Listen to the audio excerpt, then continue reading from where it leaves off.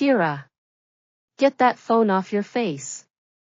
I slammed the grocery bag onto the kitchen counter, only to see her glued to the screen on the sofa, not even glancing up. The cartons of milk inside clinked softly, skim, just the kind she liked, which I'd gone out of my way to buy. But right then, that little thought was completely overshadowed by anger. Kira snapped her head up, her golden shaggy hair framing eyes full of irritation. Sierra, can you stop acting like a total spy? I just finished texting my friends. Her phone was still lit, emojis flashing across the chat box, while her physics workbook lay open on the coffee table, its blank pages staring back at me accusingly. Finished texting? I walked over, tapping the workbook with my finger. What did I tell you before I left this morning? You get home at 3, finish correcting these wrong answers first, and Marcus will check them tonight. What time is it now? 6:30. You've been sitting here scrolling for 3.5 hours? I'll correct the answers. I don't need you hounding me every day. She shot up from the sofa, the cushion sliding off onto the floor. I noticed her school jacket dumped on the rug, a chocolate stain on the collar, exactly the kind of snack I'd repeatedly told her not to eat at school. Why haven't you washed your jacket? I told you just last week to take care of your own clothes right away. I bent down to pick it up, but Kira yanked it out of my hand, flinging it back onto the sofa. I don't want to wash it. Aren't you just sitting around doing nothing all day? Why can't you do it for me? Doing nothing? My throat tightened with anger. I'd woken up at 5 that morning to stock shelves at the supermarket, grabbed a sandwich for lunch before rushing to her school with the textbook she'd left at home, then hurried back to work until I'd dragged myself home exhausted just now. I work my fingers to the bone every day, and this is how you talk to me? Kira scoffed, reaching for her phone on the coffee table. I instinctively pressed down on her hand. That was the final straw. She wrenched her hand away violently, and the phone crashed to the floor, its screen spiderwebbing instantly. Look what you did, she screamed, her voice shrill as nails on a chalkboard. That was my birthday present from Marcus. Who do you think you are, touching it? I froze, staring at the shattered phone, anger and regret twisting in my chest. Marcus had saved up for it by driving 2 long-haul trips last month, and Kira had cherished it, carrying it in her pocket every day. I'd only wanted to stop her from scrolling, not break her phone. I didn't mean to, I said, taking a deep breath to calm myself. We'll get it fixed or buy you a new one when Marcus gets home. But right now, you need to finish correcting those answers. Fixed. Replaced? Easy for you to say. Kira wasn't having any of it. She glanced around the living room, her eyes landing on the ceramic vase on my bookshelf, the only keepsake from my mom, which I'd never dared to touch, always keeping it front and center. My stomach dropped.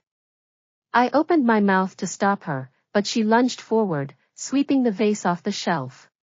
It smashed into the floor with a deafening crash, ceramic shards flying everywhere, the baby's breath inside scattering across the ground, white petals stained with dirt.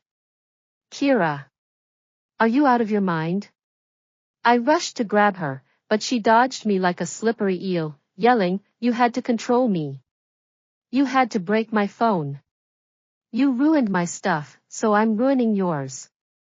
She ranted as she started trashing the living room. First, she grabbed the glass off the coffee table and hurled it to the floor, shattering it into tiny pieces. Then my new mug, with the photo of Marcus and me on it, joined the mess. Finally, she ran to the dining room, flipping the table over in one swift move. Plates, bowls, and silverware clattered to the ground, a shrill, ear-piercing chaos. I stood there, trembling as I stared at the wreckage. Shards, food, and petals covered the living room floor, the air thick with ceramic dust and the sour stench of spilled milk. Marcus and I had worked so hard to furnish this home, every piece filled with our love and effort. And now, Kira had destroyed it all. Enough, Kira! I roared, my voice hoarse with rage. She stopped, chest heaving, eyes bloodshot like a feral animal that had lost all control. Just as I thought she might calm down, she spun around and ran to her room, slamming the door shut and locking it behind her. I leaned against the wall, gasping for breath, tears streaming down my face. I couldn't understand it. How had the daughter I'd worked so hard to raise turned into this? Kira had never been like this as a kid. She'd been so obedient, clinging to my legs and drawing me pictures, saying, "I love you, Mommy," in that sweet little voice. But everything had changed since she started high school. She'd become rebellious, dyeing her hair, skipping class, hanging out with kids from outside school, her grades plummeting. Marcus and I were beside ourselves. He was on the road so much, he never had time to discipline her, so the responsibility fell on me. Every day after work, I'd hound her to do homework, take away her phone, and stop her from seeing those shady people. But the harder I tried, the more she pushed back, our fights getting worse and worse. I wiped my tears, ready to knock on her door and talk sense into her, when I heard her voice from inside. She sounded like she was talking, her tone tearful, mixed with strange, ragged breaths. Curious and uneasy, I pressed my ear to the door. Look at this." Kira sobbed, her words broken. "My mom, she hit me again, she broke my phone and yelled at me." A cold dread washed over me. I banged on the door. "Kira! What are you doing? Open up."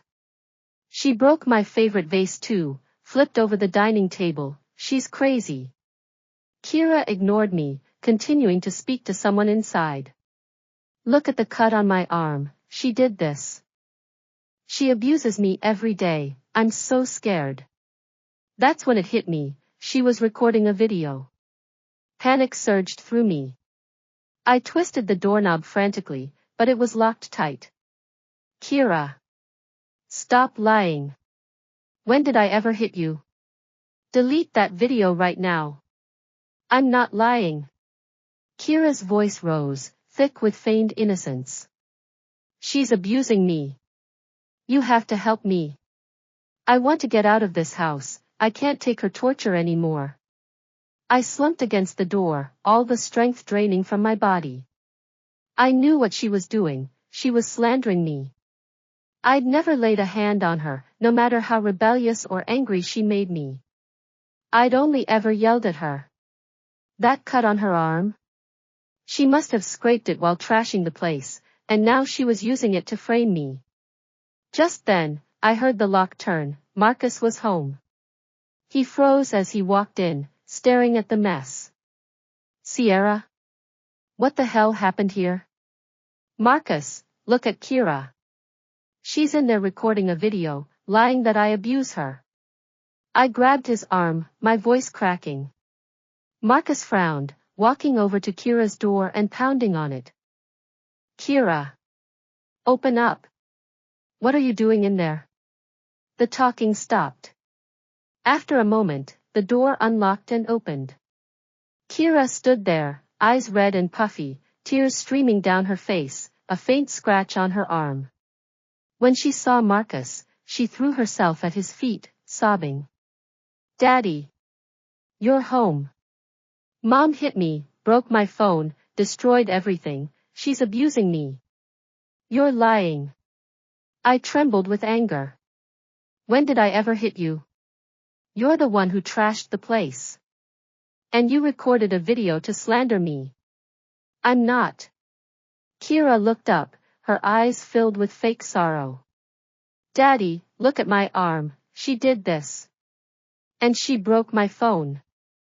She pointed at the shattered device on the floor, rolling up her sleeve to show Marcus the scratch. Marcus's gaze flickered between me and Kira, then to the wreckage in the living room, his frown deepening. "Sierra, what's going on here?" His voice was tired, laced with doubt.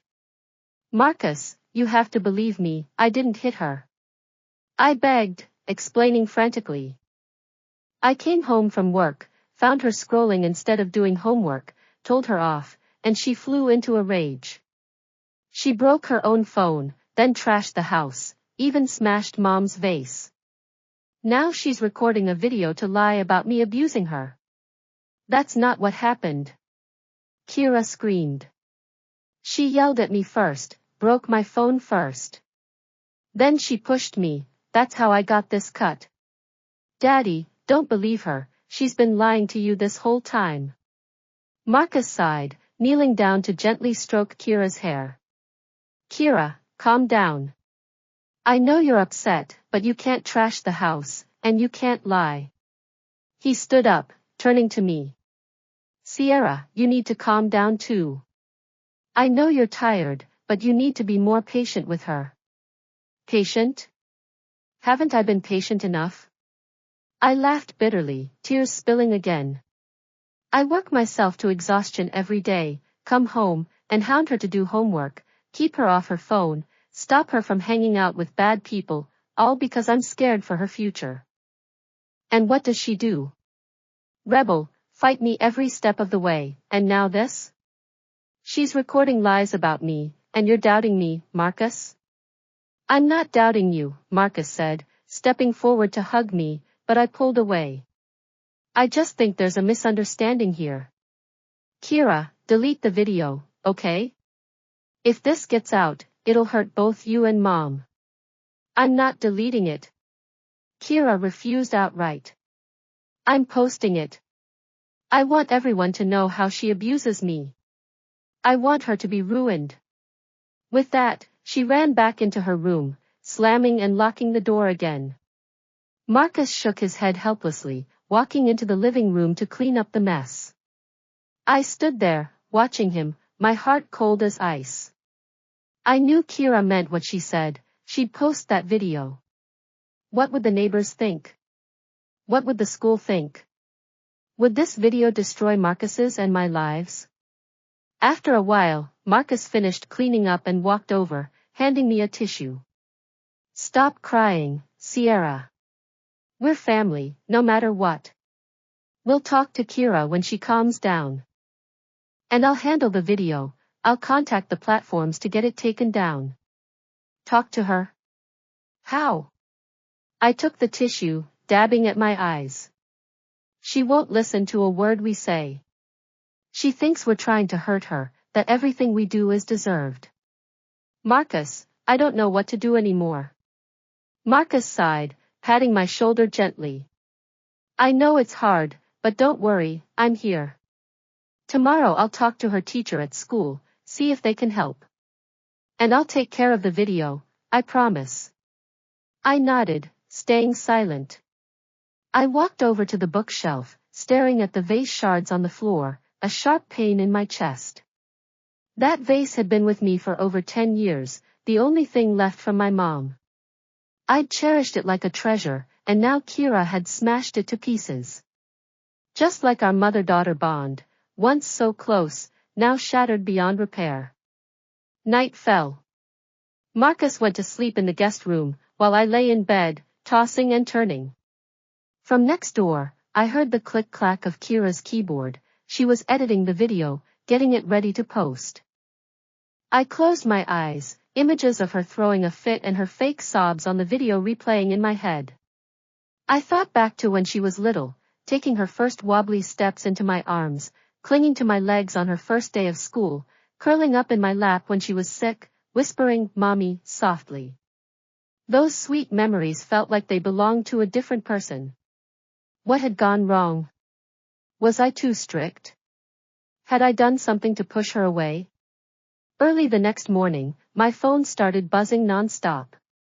I picked it up, messages from neighbors and coworkers, calls from strangers. My heart sank as I opened a link a neighbor had sent me. It was Kira's video. In the video, Kira's hair was messy, tears streaming down her face, the scratch on her arm clearly visible. She sobbed into the camera, recounting her abuse, painting me as a violent, unpredictable madwoman. The background?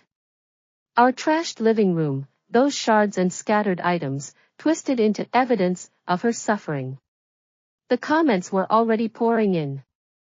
People called me a monster, demanded I be arrested, offered to help Kira escape from me. I read the cruel words, my blood turning to ice, my hands shaking. Just then, the doorbell rang. I opened it to find 2 police officers and several neighbors, their eyes filled with disgust and anger. "Are you Sierra Bates?" one officer asked. "Yes," I said, my voice trembling. "We received a report that you're abusing your daughter, Kira Bates." "We're here to investigate," the officer said, pulling out a notebook. I took a deep breath, forcing myself to stay calm. "Officer, I didn't abuse her. This is all a lie. Last night, she refused to do her homework, was on her phone instead. I told her off, and she flew into a rage. She broke her own phone, trashed the house, then recorded this video to slander me." "We need to speak to Kira," the officer said. I turned to knock on her door, but there was no answer. I knocked again. "Kira, the police are here. Come out and explain." After a moment, the door opened. Kira stepped out, her eyes red and puffy. When she saw the police, she immediately looked terrified, hiding behind them. "Officers, it's her. She abuses me, please help me." "Kira, stop lying," I shouted, furious. "Calm down, ma'am," the officer said, holding me back. He turned to Kira. "Kira, tell us what happened. How did your mom abuse you?" Kira put on her act again, sobbing as she repeated the lies from the video, showing the officers her scratch. The neighbors stood around, whispering and pointing, their words cutting like knives.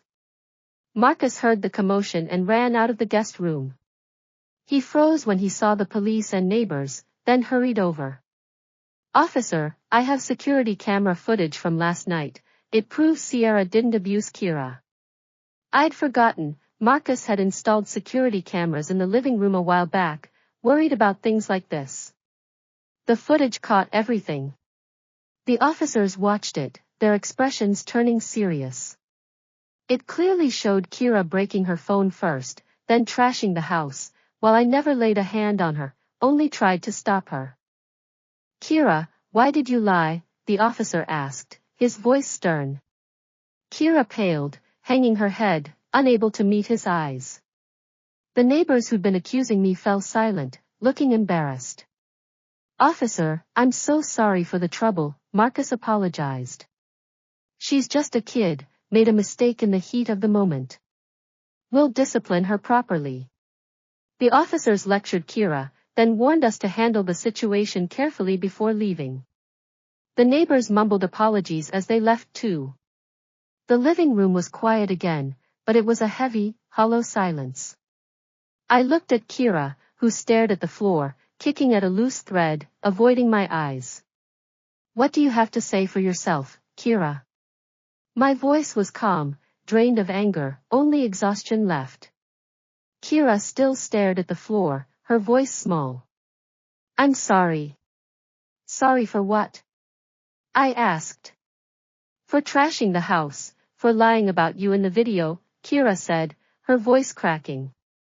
I hate how strict you are. I feel like I have no freedom. I wanted people to feel sorry for me. I wanted you to know what it's like to be accused. Do you think I want to be strict?" I laughed bitterly. "Don't you think I want you to be happy? But you're in high school, this is the time to work hard. If you don't, what will happen to you? Marcus and I can't take care of you forever." "I know you're doing this for me," Kira said, looking up, tears streaming down her face. "But I can't take it anymore. It's just homework, homework, homework. You won't let me use my phone, won't let me hang out with friends. I feel like a prisoner." Marcus knelt down beside her. "Kira, we know it's hard. But school is important. If you're stressed, you need to talk to us, we'll figure something out together. You can't lash out like this." What you did yesterday almost destroyed your mom and our family. Kira nodded, sobbing harder. Daddy, Mommy, I'm so sorry. I'll never do it again. I'll do my homework, go to school, I won't fight you anymore. I looked at her red, tear-stained eyes, my anger fading. She was still a kid, after all, she'd just chosen the wrong way to fight back. I walked over, pulling her into a gentle hug. It's okay, stop crying. I'm glad you know you were wrong. From now on, talk to us. Don't keep things bottled up, and never do something like this again. Kira buried her face in my shoulder, whispering, I'm sorry, Mommy. I patted her back, tears slipping down my cheeks. I knew this wasn't over, not really. The conflict between Kira and me was still there, simmering under the surface. The road ahead was long, and I had no idea how to fix our relationship, how to guide her. But I hoped, with time, understanding, and patience, we could find our way back to the close mother and daughter we'd once been.